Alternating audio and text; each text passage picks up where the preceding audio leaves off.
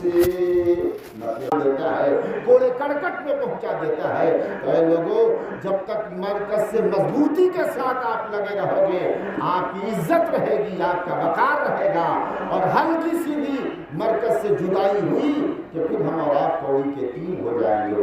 اس لیے میں آپ سے کہنا چاہوں گا کہ ہمیں اپنے اندر یونٹی پیدا کرنا چاہیے، اتحاد پیدا کرنا چاہیے، کیونکہ اتحاد کا نام زندگی ہے اور اختلاف کا نام موت ہے۔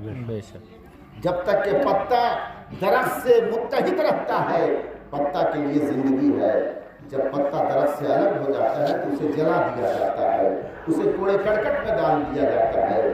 مطلب یہ ہے کہ اتحاد ہی میں آدمی کی زندگی کا راز موجود ہے۔ آئیے ایک حدیث میں آپ کو سنا، اللہ کے رسول صلی اللہ علیہ وسلم ارشاد فرماتے ہیں، المؤمنون کالبنیان یشد بعضهم بعضا۔ ایمان والے ایک مضبوط بلڈنگ کی طرح ہیں، ایمان والے ایک مضبوط بلڈنگ کی طرح ہیں جن کا بعض حصہ بعض کو طاقت عطا کرتا ہے۔ یہ بھی بلڈنگ آپ کی نگاہوں کے سامنے ہے۔ بلڈنگ آپ نے بنائی ہوگی تو سب سے پہلے اینٹ کا انتظام کیا ہوگا، بالی لایا ہوگا، رڈ کا انتظام کیا، سیمنٹ کا انتظام کیا۔ حالات کیا ہیں؟ آپ اگر اینٹ لائیں اور یوں ہی چھوڑ دیں 2-10 سال، ایسا لگے گا کہ یہ اینٹیں آہستہ آہستہ کم ہوتی جا رہی ہیں۔ شریف بچے آئیں گے، کہیں اور سے پھاوڑا لانے کی ضرورت نہیں ہے، بلکہ انہی اینٹوں میں سے ایک اینٹ لیں گے، دوسری اینٹ پہ ماریں گے، اینٹ ٹوٹتی نظر آئے گی۔ چند سالوں میں وہ اینٹ جو مکمل اینٹ تھی ٹکڑوں کے ڈھیر میں تبدیل ہو جائے گی۔ کیوں؟ بالو ہے، آپ دروازے پر رکھ دیں 10 سال، آہستہ آہستہ بالو گھٹتا چلا جائے گا، ادھر ادھر بکھرتا چلا جائے گا۔ رڈ کو ڈال دیں 2-4-10 سال، سڑ گل جائے گا، سیمنٹ جم کر خراب ہو جائے گی۔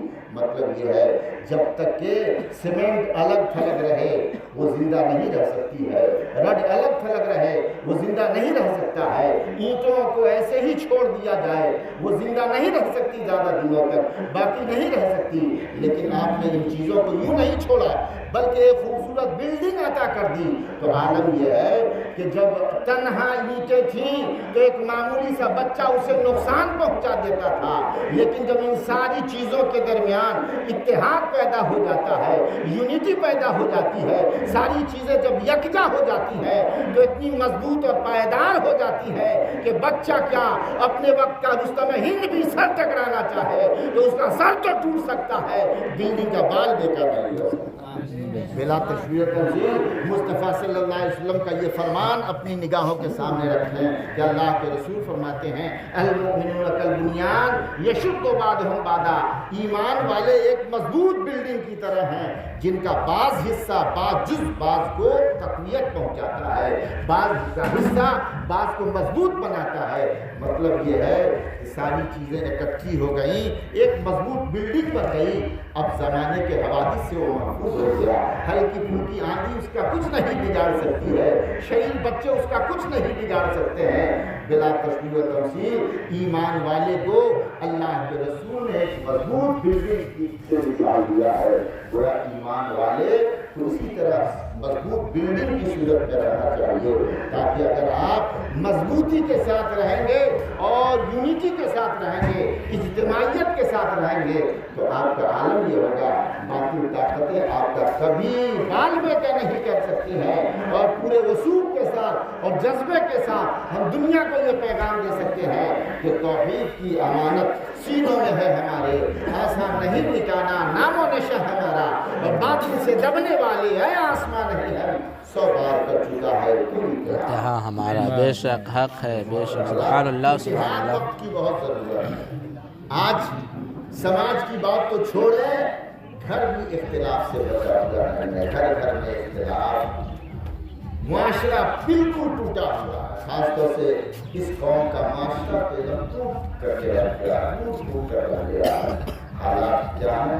حالات اس طرح ہیں کہ آدمی کو مصیبت آتی ہے، آپ کو تو ہمیں خوشی محسوس ہوتی ہے، ہم پریشانی سے دو چار ہو جائیں تو آپ ہنستے ہیں، یہ حالات ہو رہے ہیں۔ مگر جانتے ہیں مصطفیٰ صلی اللہ علیہ وسلم نے ایمان والوں کو یہ پیغام دیا تھا، المومن کل مومن اخوہ، ہر مومن بھائی بھائی ہے۔ اخ یہ عربی زبان کا لفظ ہے جس کا معنی بھائی کیا ہے۔ اخ کی دو جمع آتی ہے، اخ کی جمع اخوان بھی آتی ہے اور اخ کی جمع اخوہ بھی آتی ہے۔ دونوں جمع میں فرق ہے۔ اللہ کے رسول نے یہ نہیں کہا کہ کل مومن اخوان، ہر مومن بھائی بھائی ہے، بلکہ فرمایا کل مومن اخوہ، ہر مومن بھائی بھائی ہے۔ آخر اخ کی جمع اخوہ میں اور اخ کی جمع اخوان میں کیا فرق ہے، میں آپ کو بتانا چاہوں گا۔ ایک عام طور سے ایک دوسرے کو بھائی کرتے ہیں، اس کے لیے اخ کی جمع اخوان آتی ہے، اور سگے بھائیوں کے لیے جو ایک باپ کی اولاد سے ہو اس کے لیے اخوہ کا استعمال ہوتا ہے۔ اور سوچئے اللہ کے رسول نے فرمایا ہر ایمان والا سگا بھائی ہے۔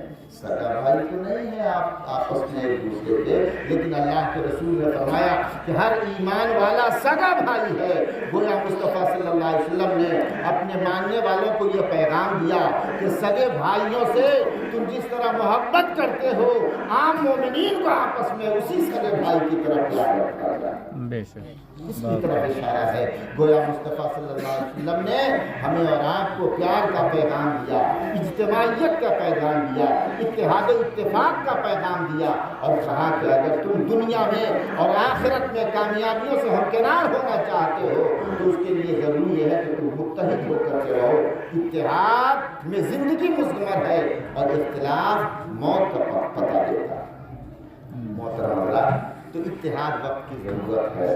یہ سچائی ہے کہ جو زمانہ رسول کے زمانے سے دور ہوگا برائیاں بھی زیادہ ہوں گی، اور جو قیامت قریب آئے گی تو بہت سارے معاملات قوم و ملت میں کھڑے ہوں گے، لیکن انہی میں جو دانشور طبقہ ہے، پڑھا لکھا ہے، انہیں کم سے کم اتحاد کی جوت جلانے کی کوشش کرنا چاہیے، بھائی چارہ کا پیغام دینا چاہیے۔ باتیں تو ہوتی رہتی ہیں مگر ایک عقل مند ان ساری باتوں پہ توجہ نہیں دیتا۔ اس کا مطمئن نظر ایک ہونا چاہیے کہ ہم سینہ زمین پہ آپس میں متحد ہو کر رہیں، یونائٹ ہو کر کے رہیں، اجتماعیت کے ساتھ رہیں۔ اجتماعیت بہت بڑی طاقت ہے، بہت بڑی قوت۔ محترم حضرات، یہ سب کیسے ہوگا؟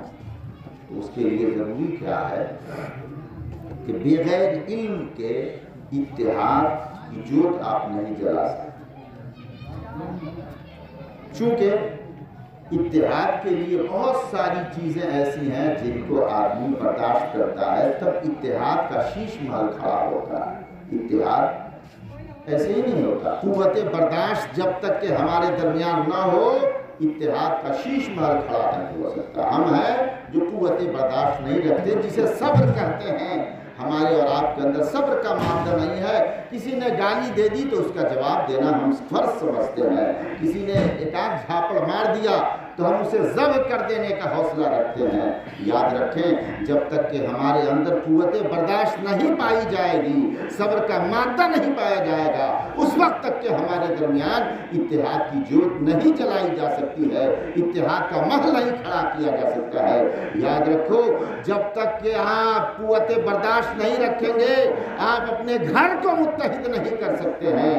سماج کے اتحاد کی بات تو چھوڑ دیجئے۔ اس لیے اگر کوئی اپنے گھر کو ٹھیک ٹھاک رکھنا چاہتا ہے تو قوت برداشت پیدا کرے، صبر کا مادہ پیدا کرے، اور کوئی پورے سماج کو بہتر رکھنا چاہتا ہے تو ہر آدمی کے لیے ضروری ہے کہ اپنے اندر قوت برداشت پیدا کرے، اپنے اندر صبر کی توفیق پیدا کرے، تو انشاءاللہ تعالی ماحول میں ایک خوشگوار انداز دیکھنے کو ہمیں اور آپ کو دستیاب ہو۔ قوت برداشت پیدا کرنے کی ضرورت ہے۔ اور یہ سب کیسے ہوگا؟ جہالت بہت بڑا عذر ہے، بہت بڑی بیماری ہے، بہت بڑی بیماری ہے۔ اس لیے جب تک کہ ہم اپنے ماحول سے جہالت کی تاریکی کو نہیں دور کریں گے اس وقت تک کہ یہ خواب شرمندہ تعبیر نہیں ہو سکتا۔ ایک عقل مند آج اگر بولتا ہے تو 10-20 لوگ اسے یا تو بیوقوف سمجھتے ہیں یا سمجھتے ہیں کہ یہ عقل سے پیدل چلنے والا ہے۔ پڑھا لکھا آدمی ہی آج کے دور میں زیادہ بیوقوف سمجھا جاتا ہے، چونکہ ان کی باتیں بڑی آسانی سے عام لوگوں کے ذہن میں نہیں آتی ہیں، اس لیے عام لوگ سمجھتے ہیں کہ یہ بے سر پیر کی بات کر رہے ہیں۔ اس لیے سب سے پہلے ضرورت اس بات کی ہے کہ ہر آدمی خود پڑھا لکھا بنے اور اللہ نے اولاد عطا فرمائی ہو تو اولاد کو شکشت بنائے، تعلیم یافتہ بنائے، پڑھا لکھا بنائے، تو انشاءاللہ تعالی علم اور ایجوکیشن کے راستے سے بہت ساری برائیوں کا خاتمہ کیا جا سکتا ہے۔ یہی وجہ ہے کہ اللہ کے رسول صلی اللہ علیہ وسلم نے اپنے ماننے والوں کو پیغام دیا، اطلبوا العلم من المہد الی اللہ، تم علم حاصل کرو ماں کی گود سے لے کر قبر کی آغوش تک۔ ہم 10 سال پڑھ لیتے ہیں تو سمجھتے ہیں کہ ہم نے پڑھنے کا حق ادا کر دیا۔ مذہب اسلام نے علم کو کی افادیت و اہمیت کو یوں اجاگر کر دیا کہ تم یہ نہ سمجھو کہ 2-4-10 سال پڑھ لیے تو ہم نے پڑھنے کا حق ادا کیا، نہیں، جب سے تم پیدا ہوئے ہو تب سے لے کر قبر میں جانے تک تم علم حاصل کرو گے، تب واقعی تمہیں طالب علم کہا جائے گا۔ اور آدمی کو ہمیشہ طالب علم ہی بن کے رہنا چاہیے، اسٹوڈنٹ ہی بن کے رہنا چاہیے۔ ہم سمجھ گئے کہ ہم مفتی ہو گئے تو ہو سکتا ہے کہ ہمارا مطالعہ کا شوق ختم ہو جائے، اسٹڈی کی صلاحیت ختم ہو جائے، اس لیے آدمی کو ہمیشہ طالب علم اور اسٹوڈنٹ سمجھنا چاہیے تاکہ پیدا ہونے کے بعد سے لے کے مرتے وقت تک مطالعے کا شوق اس کے اندر پیدا ہو۔ تو محترم حضرات، اللہ کے رسول نے علم پہ زور دیا۔ دنیا کے کسی مذہب اور دھرم میں اس طرح کی تاکید نہیں ملے گی جس طرح کی تاکید پیغمبر اسلام نے اپنے ماننے والوں کو علم کے تعلق سے دی ہے۔ اے میرے ماننے والوں، علم حاصل کرو ماں کی گود سے قبر کی آغوش۔ علم بہت اچھی چیز ہے، علم حاصل کریں گے۔ علم اجالا کا نام، جہالت تاریکی کو کہتے ہیں اور علم کا نام ہی اجالا ہے۔ ہر آدمی چاہتا ہے کہ ہمارا گھر روشن ہو، تو آپ سمجھتے ہیں کہ ہم نے بلب لگا لیا ہمارا گھر روشن ہو گیا۔ یاد رکھیں، بلب لگانے سے آپ کے گھر میں ظاہری روشنی تو مل سکتی ہے، لیکن باطنی اور روحانی روشنی علم کی دولت سے پیدا ہوگی، علم کی روشنی سے پیدا ہوگی۔ اس لیے ہر گھر کو علم کی روشنی سے منور کرنے کی کوشش کی جائے۔ اور جانتے ہیں علم آدمی کو کہاں سے کہاں تک پہنچا دیتا ہے۔ علم کو اللہ کے رسول نے فرمایا کہ علم زیور ہے۔ کیا فرمایا؟ علم زیور ہے۔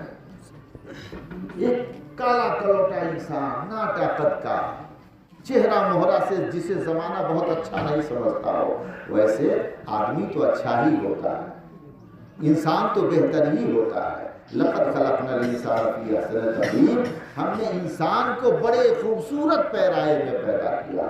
چاہے انسان جس طرح کا بھی ہو، ہر انسان چاند سے بہتر ہے، سورج سے بہتر ہے، اس لیے کہ اللہ نے جتنی مخلوقات پیدا کی ہیں ان ساری مخلوقات میں اگر سب سے بہتر مخلوق بنایا ہے تو وہ حضرت انسان کو بنایا ہے۔